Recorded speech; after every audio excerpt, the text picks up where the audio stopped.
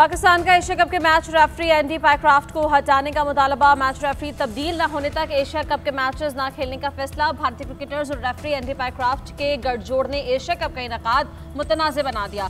Pakistan cricket board ने ICC और MCC को खत लिख दिया। खत में कहा गया है कि मैच रेफरी का conduct spirit of the game और एमसीसी कवानीन के मुनाफी है। एंडी पायक्राफ्ट ने पाकिस्तानी कप्तान सलमान अली आगा से कहा कि टॉस के मौके पर शेक हैंड नहीं होगा। पाकिस्तानी मीडिया ने कहा कि ये सब रिकॉर्ड नहीं होना चाहिए, ये बहुत बड़ी गलती और स्पिरिट ऑफ गेम को नुकसान पहुंचाने की कोशिश होगी। चेयरमैन पीसीबी मोहसिन नकवी ने कहा कि आईसीसी ने फौरी रेफरी को हटाने का मुतालबा करते हैं। मैच रेफरी का इक़दाम आईसीसी के कवानीन और क्रिकेट के स्पिरिट के खिलाफ वर्जी है। मैच रेफरी एंडी पायक्राफ्ट को फौरी तौर पर एशिया कप से अलग किया जाए। मोहसिन नकवी का भारतीय खिलाड़ियों की जानिब से हाथ न मिलाने पर भी इज़हार अफसोस। कहा कि खेल में सियासत को घसीटना इसकी असल रूह के मुनाफी है। दूसरी जानिब पीसीबी ने डायरेक्टर इंटरनेशनल क्रिकेट उस्मान वाहला को हटा दिया। उस्मान वाहला को आईसीसी को खत लिखने में ताखीर पर बरतरफ किया गया है।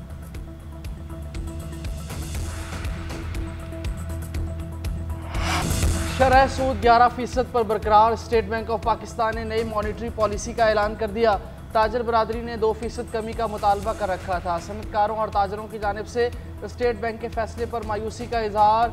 सदर कहते हैं खित्ते में सबसे ज़्यादा शरह सूद पाकिस्तान में है। स्टेट बैंक की पॉलिसी ना समझ आने वाली है।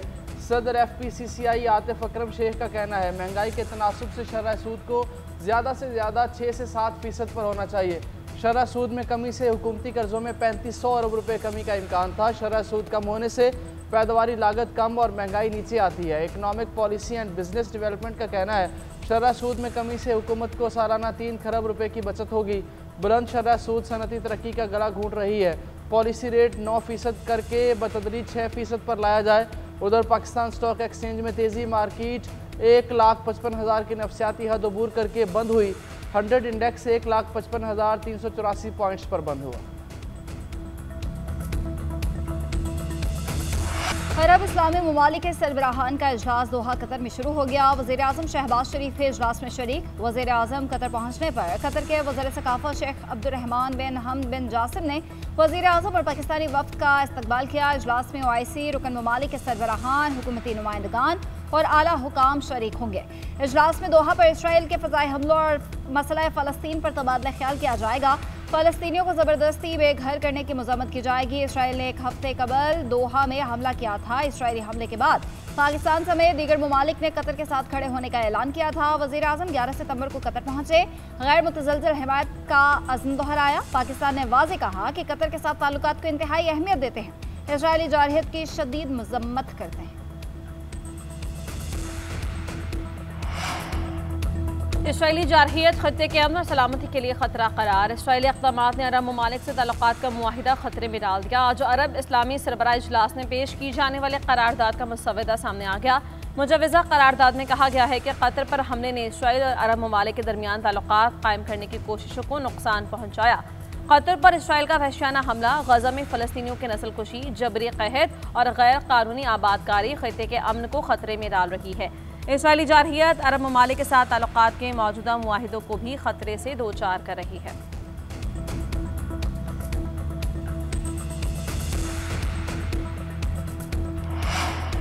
पाकिस्तान की इसराइली अज़ाइम की निगरानी के लिए अरब इस्लामिक टास्क फोर्स बनाने की तजवीज़। वज़ीर ख़ारजा इसाक डार का अरब इस्लामी ममालिक के वज़राए ख़ारजा इजलास से खिताब। का कतर की खुद मुख्तारी पर हमला खुली जारहियत है। आर्मी बरादरी इसराइल को जवाबदेह ठहराए। अक़वाम मुत्तहिदा की रुकनीत मुअत्तल की जाए। सलामती काउंसिल फौरी गैर मशरूत और मुस्तकिल जंगबंदी का मुतालबा करे। अरब मीडिया को इंटरव्यू में इसाक डार ने कहा 2 अरब लोगों की नज़रें आज के इजलास पर हैं। सख्त तकारीर हुई लेकिन वाज़ेह रोड में अपना दिया गया तो अफसोसनाक होगा। एटमी पावर पाकिस्तान उम्मत मुस्लिमा के साथ खड़ा होगा और अपना फ़र्ज़ अदा करेगा।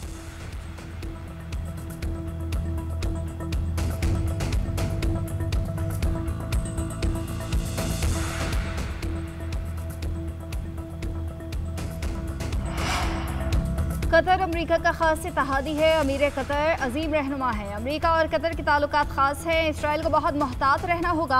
हमास के बारे में कुछ करना है मगर शख्सियात को निशाना बनाते वक्त एहतियात की ज़रूरत है। अमेरिकी सदर डोनाल्ड ट्रंप का इंतबा। कहते हैं रूस पर पाबंदियां लगाने के लिए तैयार हैं और यूरोप को भी अमेरिका के मुताबिक इकदाम करना होंगे।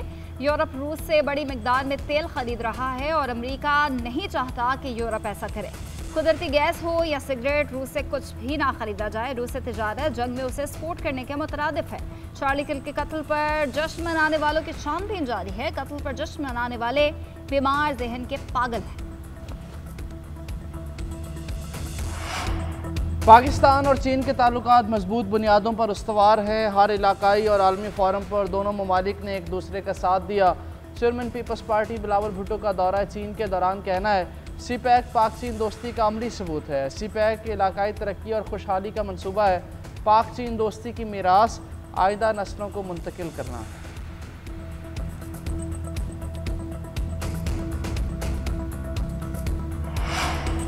सदर आसिफ अली जरदारी का शंघाई में कम्युनिस्ट पार्टी ऑफ चाइना के पहले खातून अव्वल आसफा भुट्टो नेशनल कांग्रेस मेमोरियल का दौरा। बिलावल भुट्टो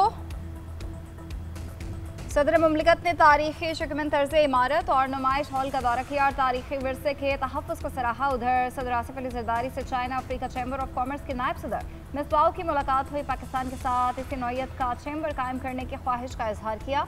सदर मुमलिकत ने कहा कि ऐसा चैम्बर पाक चीन इक़्तिसादी ताउन, तिजारत और सरमायाकारी के नए रास्ते खोलेगा। सदर आसिफ अली जरदारी के शंघाई इलेक्ट्रिक के चेयरमैन वुली से भी मुलाकात हुई। सदर ने पाकिस्तान के ट्रांसमिशन और डिस्ट्रीब्यूशन निज़ाम में सरमायाकारी की दावत दी। दरियाई सिंध में सैलाबी पानी की आमद में इजाफा। गुड्डू, सखर और कोटरी बैराज पर बहाव बढ़ने लगा। गुड्डू बैराज पर ऊंचे दर्जे का सैलाब। पानी की आमद 6,35,000 और अखराज 6,06,000 क्यूसेक रिकॉर्ड। सखर बैराज पर दरमियाने दर्जे की सैलाबी सूरत हाल। पानी की आमद 5,38,000 और अखराज 4,85,000 क्यूसेक तक पहुंच गया। कोटरी बैराज पर बहाव 2,70,000 के करीब रिकॉर्ड। कोट मिठन में पानी की सतह कम होकर 11.4 फुट पर आ गई। हेड पंजनद पर बहाव में कमी, बहाव 3,07,000 क्यूसेक पर आ गया। आज गुड्डू बैराज पर इंतहाई ऊंचे के सैलाब से खबरदार कर दिया गया है। घोटकी और कंथकोट में कच्चे के बिस्तर इलाका ज़रियाब। सैलाब के बाद ज़मीनी राबते मुनक़ता हो गए। लोग कश्तियों के जरिए सफ़र करने पर मजबूर।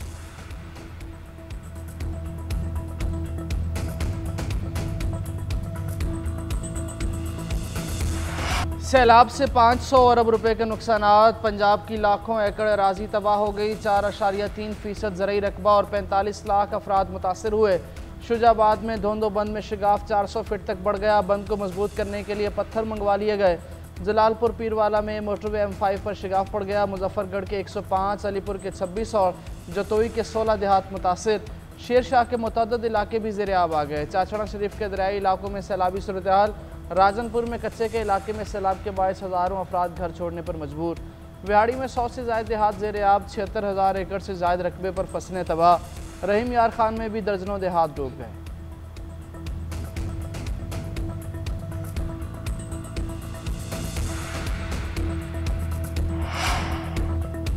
वज़ीर आला पंजाब मरीम नवाज के सैलाब से मुतासरा मुजफ्फरगढ़ की तहसील अलीपुर का दौरा। अलीपुर रिलीफ कैंप पहुंच गए। फ्लड बंद पर भी गई।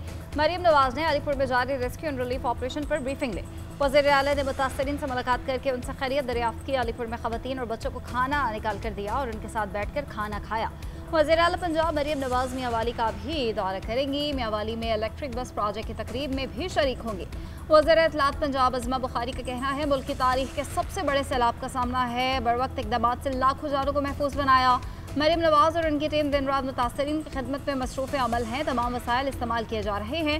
मुतासरीन की आबादकारी चैलेंज है। नुकसानात का तखमीना लगाया जा रहा है। सर्वे मुकम्मल होने के बाद मरीम नवाज जल्द रिलीफ पैकेज का ऐलान करेंगे।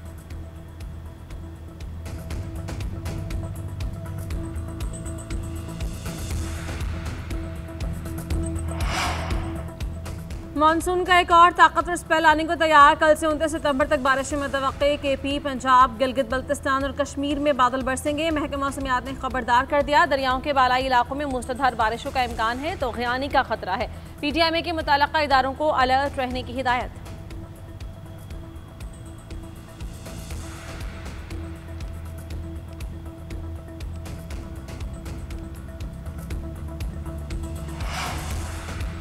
वज़ीर आला KP अली अमीन गंडापुर ने मुलाकात न करवाने का मकसद पार्टी को कमज़ोर करना और कन्फ्यूजन पैदा करना कह दिया। अली अमीन गंडापुर ने 27 सितंबर को पेशावर में जलसा करने का ऐलान कर दिया।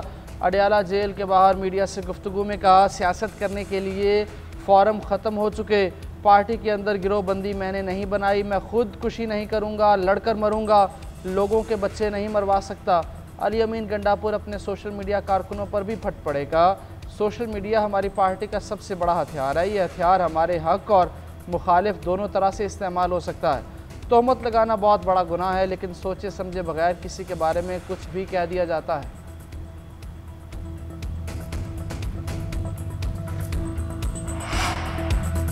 मुल्क में चीनी के नर्ख बढ़ने लगे, कीमत सरकारी रेट से बदस्तूर ज़्यादा। हर शहर में खुद साख्ता नरखों पर फरोख्त जारी। लाहौर में कीमत 200 रुपये तक पहुँच गई। बेशतर दुकानदारों ने दुकानों से चीनी ही गायब कर दी। फैसलाबाद में 190 रुपये में मिलने लगी। होलसेल में 50 किलो का थैला 9100 रुपये का हो गया। कोयटा में फ़ी किलो कीमत में 10 से 15 रुपये इजाफा, 200 रुपये से ज़ायद में फ़रोख्त। पेशावर, कराची, इस्लामाबाद और दीगर शहरों में भी चीनी 190 से 210 रुपये फ़ी किलो में मिल रही है। पंजाब हुकूमत ने चीनी का एक्समल रेट 171 और परचून रेट 179 रुपये मुकर्रर कर दिया। डिप्टी कमिश्नर को सख्ती से अमल दरामद की हिदायत।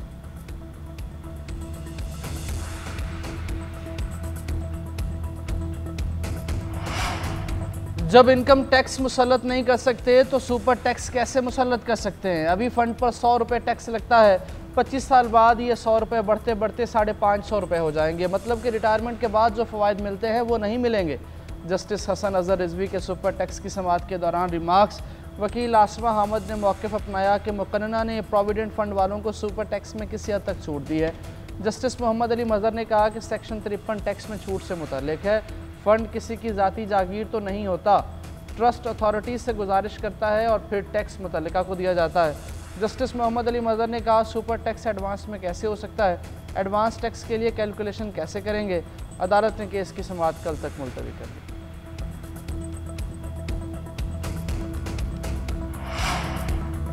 मौसमियाती तब्दीलियों के बायस पाकिस्तान में बेहद नुकसानात हो रहे हैं। इससे निपटने के लिए आलमी बरादरी को पाकिस्तान की मदद करना होगी। वज़ीर आला सिंध मुराद अली शाह और वफाकी वज़ीर मुसद्दिक़ मलिक की मुलाकात में इत्तफाक। मुसद्दिक़ मलिक ने कहा कि कार्बन क्रेडिट की मार्केट खोलना होगी, जिसके लिए वफाकी हुकूमत मुकम्मल मदद करेगी।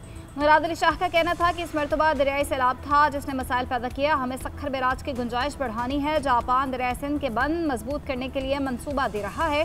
उम्मीद है इससे बंद मजबूत होंगे। मानसून के सैलाब के लिए राइट बैंक और लेफ्ट बैंक पर कुदरती रास्ते बहाल करना होंगे। इजलास में 300 दिन का माहौलियाती प्लान बनाने पर इत्तफाक किया गया।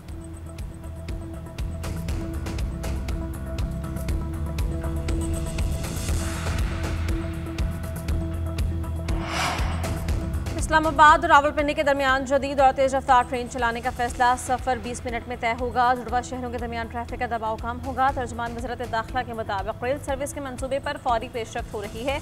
आइंदा हफ्ते फ्रेमवर्क मुआहिदे को हातमी शक्ल देकर दस्तखत किए जाएंगे। वज़ीर रेलवे हनीफ अब्बासी ने कहा, जदीद ट्रेन इम्पोर्ट करने से आसान और तेज़ सफ़र मुमकिन होगा। ये अवामी फलाह का बेहतरीन मनसूबा साबित होगा। वज़ीर दाखिला मोहसिन नकवी ने कहा कि हज़ारों शहरी सफ़र की मयारी सहूलियात से मुस्तफ़ीद हो सकेंगे। वज़ीर आज़म मोहम्मद शहबाज शरीफ के अवामी रिलीफ के वीकेंड का आगाज़ है।